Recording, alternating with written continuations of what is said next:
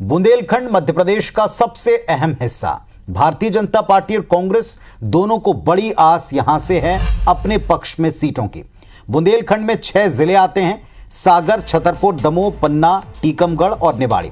कुल सीटें 26, जिनमें फिलहाल 17 सीटें बीजेपी के पास हैं, 7 सीटें कांग्रेस के पास हैं, पर दोनों को उलटफेर के आसार हैं। वहीं एक सीट सपा की भी है और बसपा के पास भी एक सीट है। बुंदेलखंड को बीजेपी का गढ़ साफ तौर पर देखा भी जाता रहा है और माना जाता रहा है, लेकिन बुंदेलखंड में पिछड़ापन, जातीय अत्याचार, जातीय आंकड़े ये इशारा करते हैं कि अभी भी करने के लिए बहुत कुछ है। कांग्रेस ने इन सभी मुद्दों को पकड़ा, उछाला, अब की बार के कैंपेन में रखा। बुंदेलखंड में बड़े दिग्गज नेताओं की, केंद्रीय मंत्रियों की, प्रधानमंत्री तक की सभाएं हुई। इधर शिवराज मंत्रिमंडल में अच्छा प्रतिनिधित्व बुंदेलखंड को मिला। यहां से 4 कैबिनेट मिनिस्टर हैं। फिलहाल चुनाव मैदान में ये सभी के सभी मिनिस्टर हैं। इन सबकी किस्मत आपके जनता के हाथों में। इनमें से 3 अकेले सागर जिले के अंतर्गत आते हैं, जहां सबसे ज्यादा 8 सीटें हैं। वहीं भूपेंद्र सिंह खुरई से, गोपाल भार्गव जो है रहली से, गोविंद सिंह राजपूत सुर्खी से एक बार फिर उम्मीदवार हैं। ये सागर जिले में ही 3 मंत्री। सागर शहर की सीट से 40 सालों से जैन परिवार का दबदबा रहा है। अब की बार भी बीजेपी से शैलेंद्र जैन को चौथी बार उम्मीदवार बनाकर मैदान में उतारा है और उनके सामने निधि सुनील जैन है, जो उन्हीं की बहू हैं, वो चुनाव मैदान में। कांग्रेस ने निधि जैन को प्रत्याशी यहां से बनाकर उनके सामने खड़ा किया। दूसरा, पन्ना जिले की बात करें, कुल 3 सीटें यहां से आती हैं और यहां से भी एक मंत्री हैं बृजेंद्र प्रताप सिंह, जो चुनाव मैदान में। तो बुंदेलखंड का पूरा गणित समझने के लिए ब्रिजेश जैन हमारे सहयोगी हमारे साथ में जुड़ गए हैं, जिनकी नजर रही है पूरे प्रचार के दौर पर। ब्रिजेश, बुंदेलखंड का महत्व अगर मध्य प्रदेश की 230 सीटों में देखें तो क्या मानते हैं? जितना हम समझ पा रहे हैं कि अब की बार कांग्रेस को भी आस है उलटफेर की यहां से, और बीजेपी को उम्मीद है गढ़ बरकरार रखने की, और बाकी के दलों का असर, ये सब आपने कितना देखा है? बताएं इस पूरे इलाके का समीकरण।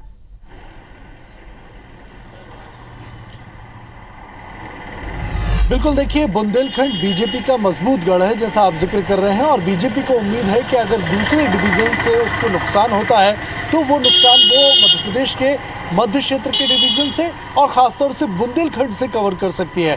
बीजेपी की जो अगर जमावट हम देखें तो सागर की ही अगर हम बात करें, जो कि संभागीय मुख्यालय भी है, यहाँ पर 8 सीटें आती हैं और 3 कद्दावर मंत्री हैं जो 7-7, 8-8 बार के विधायक हैं। तो इस तरीके से अगर हम बात करें तो काफ़ी कद्दावर नेताओं को, पुराने चेहरों को, मजबूत किलों को जो है वो मैदान में उतारा है बीजेपी ने अपनी ओर से। अगर हम दमोह की बात कर लें तो पूर्व वित्त मंत्री जयंत मलैया को फिर से मैदान में उतारा है। जयंत मलैया को कहा जाता है कि पिछले 2018 के उपचुनाव में जब जयंत मलैया का टिकट काटकर बीजेपी ने राहुल लोधी को टिकट दिया था, तो कहीं ना कहीं मलैया परिवार पर ही आरोप लगे थे कि उन्होंने बीजेपी के कैंडिडेट को हरा दिया। बाद में जयंत मलैया को मनाया गया, उनको न सिर्फ टिकट देकर मैदान में उतारा गया 8वीं बार, बल्कि उनको घोषणा पत्र समिति का संयोजक भी बनाया गया। इसी तरह पन्ना की बात करें तो बृजेंद्र प्रताप सिंह खनिज मंत्री रहे हैं मध्य प्रदेश में शिवराज सरकार में। इसके अलावा 3 मंत्री, जैसा मैंने बताया, सागर से अकेले एक जिले से हैं, अलग अलग सीटों का प्रतिनिधित्व करते हैं और मजबूत किले के रूप में इनकी सीटें बीजेपी मानकर चलती है। लेकिन इस बार इन मजबूत किलों में सेंध लगाने के लिए कांग्रेस ने भी कई बड़े चेहरों को उतारा है और कहीं ना कहीं इस बार उम्मीद बुंदेलखंड में, क्योंकि जातीय समीकरण कुछ इस तरह है कि सपा और बसपा को भी उम्मीद है, क्योंकि पिछले चुनाव की अगर बात करें तो बसपा ने 1 सीट और सपा ने भी यहाँ से 1 सीट जीती थी, लेकिन सपा ने जो सीट जीती थी, बबलू शुक्ला, वो बीजेपी को समर्थन उन्होंने किया था और बीजेपी ने फिर से उनको टिकट दिया है। तो कहीं ना कहीं दल बदल, धोखा फरेब की तमाम सियासतें यहाँ होती रही हैं। मजबूत गढ़ के रूप में इस बार बीजेपी देख रही है। लेकिन अगर हम बात करें तो कुछ कांग्रेस को भी उम्मीद है, क्योंकि राहुल गांधी से लेकर प्रियंका खड़गे और तमाम लोगों के बड़े दिग्गज कांग्रेस नेताओं के दौरे यहाँ हुए हैं। समाजवादी पार्टी के अखिलेश यादव की सभा यहाँ हुई है और तमाम दलों को उम्मीद है, आम आदमी पार्टी को उम्मीद है कि वो सागर से जिस तरीके से उन्होंने जैन सीट में एक और जैन प्रतिनिधि आम आदमी पार्टी की तरफ से उतारा है, आम आदमी पार्टी को उम्मीद है कि सागर वो जीत सकती है। हालांकि बीजेपी का दावा यहाँ सबसे मजबूत दिखता है। तो कहीं ना कहीं पूरे बुंदेलखंड की बात करें, अगर मुद्दों की बात करें, रोजगार, पलायन सबसे बड़ा मुद्दा है। इसके अलावा दमोह जिले और आसपास की बात करें तो धर्मांतरण और अवैध उत्खनन, अगर पन्ना जिले की बात करें, हालांकि बृजेंद्र प्रताप सिंह खुद खनन मंत्री यहां से आते हैं, लेकिन अवैध उत्खनन के आरोप यहां उन पर और उनके परिजनों पर लगते रहे हैं। तो कहीं ना कहीं अब घेराबंदी कांग्रेस इन तमाम मुद्दों को लेकर कर रही है कि 20 साल से 18 साल जब राज चलाया बीजेपी ने, तो आखिर क्यों नहीं रोजगार जनरेट किए गए, बुंदेलखंड का विकास क्यों नहीं हुआ, पानी और आवास जैसी मूलभूत जो सुविधाएं थी, रोजगार थे, शिक्षा थे, स्वास्थ्य थी, वो पूरी तरीके से जो हक था, जो विशेष पैकेज भी केंद्र की ओर से मिला था, उसके तहत काम नहीं हो पाया। ये तमाम चीज़ों का प्रचार कांग्रेस ने पुरजोर तरीके से किया है और यही वजह है कि कांग्रेस को उम्मीद है कि पिछली बार जो वो 26 में से 7 सीटें जीती थी, कम से कम इस बार 15 सीटें जीतेगी। जी, एक और बड़ी बात जो दिखाई पड़ती है, जैसा आपने सागर के बारे में कहा, 8 सीटों में एक तो 3 सीनियर मिनिस्टर हैं, कद्दावर मिनिस्टर हैं, स्वयं मुख्यमंत्री के बड़े करीबी मिनिस्टर हैं, लेकिन आप उनके सामने चेहरे देखें। कांग्रेस पार्टी ने बड़े स्मार्टली अब की बार टिकट बांटे, ये हमने देखा, पहले भी आप लोगों से चर्चा की है। अब की बार हम देख रहे हैं कि बड़े बड़े दिग्गजों के सामने एक तो महिलाएं उतारी, 4 महिलाएं, और कम उम्र में, यानी युवा वर्ग और महिला वर्ग दोनों को एक साथ साधने की कोशिश इसमें दिखाई पड़ी है। जो हम कहते हैं कि कांग्रेस को यहां से उम्मीद है उलटफेर की इस गढ़ में सेंध की, तो महिलाएं भी हैं और युवा फेसेस भी हैं जिनको सीधे सीधे दिग्गजों के सामने उतारा है। चाहे जैन साहब के सामने उनकी बहू को उतार देने की बात हो, या फिर सीनियर नेता जो गोपाल भार्गव में उनके सामने ज्योति पटेल जो महज 30 वर्ष की जिनकी उम्र है, उनको उतारने। क्या इसका असर पड़ा है? यूथ और महिला, इन दोनों का असर पड़ा, उन तक ये मैसेज गया है?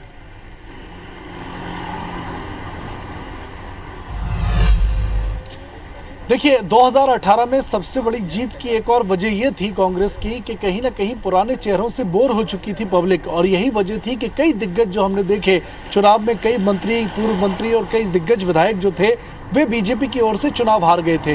कांग्रेस को इस बार फिर से उम्मीद है, क्योंकि कई पुराने और सीनियर लीडर जो घर पर बैठे हुए लीडर थे, जयंत मलैया की हम बात करें, जयंत मलैया हों या दूसरे और भी सीनियर लीडर हों, उनको मैदान में उतारा है। अप्रत्याशित टिकटों का ऐलान बीजेपी ने किया है। बीजेपी अपनी पूरी ताकत झोंकना चाहती थी, अपना सारा अनुभव इस चुनाव में लगा देना चाहती थी, किसी भी कीमत पर राज्य जाने नहीं देना चाहती थी, और यही वजह थी कि सीनियर लीडर्स को उतारा। जब कांग्रेस की लिस्ट आई तो हमने देखा कि कांग्रेस ने एकदम से नए युवा चेहरों को, हालांकि राजनीतिक घरानों से या कहीं ना कहीं राजनीतिक परिवारों से ताल्लुक जरूर ये लोग रखते हैं, जैसा हम जिक्र कर रहे हैं, लेकिन एकदम नए चेहरे हैं। तो कहीं ना कहीं जो है वो कांग्रेस को उम्मीद है कि जो पुराने कद्दावर चेहरे हैं उनसे पब्लिक अगर बोर हुई होगी या कहीं ना कहीं गुस्सा होगा, एंटी इनकम्बेंसी होगी, तो उसका फायदा इन नए युवा चेहरों के जरिए जो है वो कांग्रेस उठा पाएगी। और यही रणनीति रही कि कई जगहों पर नए चेहरे, कई जगहों पर पुराने चेहरे और कई जगहों पर हारे हुए प्रत्याशियों को भी मैदान में उतारा गया है। जी, इसके अलावा बुंदेलखंड में, क्योंकि ये इलाका महत्वपूर्ण है, 26 सीटें महत्वपूर्ण हैं, यहाँ से केंद्रीय मंत्री भी हैं, लेकिन इस इलाके में 4 मिनिस्टर के होते हुए भी इस इलाके का अपेक्षित विकास नहीं होना। प्रधानमंत्री का स्वयं उस जगह पर जाकर ये कहना कि बुंदेलखंड के लिए विकास की संभावनाएं बहुत हैं और अब मैं गारंटी दे रहा हूँ, मतलब बीजेपी भी मानती है कि उस इलाके में करने के लिए बहुत कुछ बचा है। 4 मिनिस्टर के होते हुए पिछले चुनाव में इस बात को लेकर काफ़ी नाराज़गी उस इलाके में देखी गई थी, बुंदेलखंड में महसूस की गई थी, तब जो रोडों की स्थिति थी। अब हालात बदले अवश्य हैं, लेकिन क्या इस इलाके का पिछड़ापन, महिला अत्याचार, पिछड़ेपन के साथ साथ कुपोषण और कई इलाकों में क्राइम, ये सब मुद्दे बन पाए?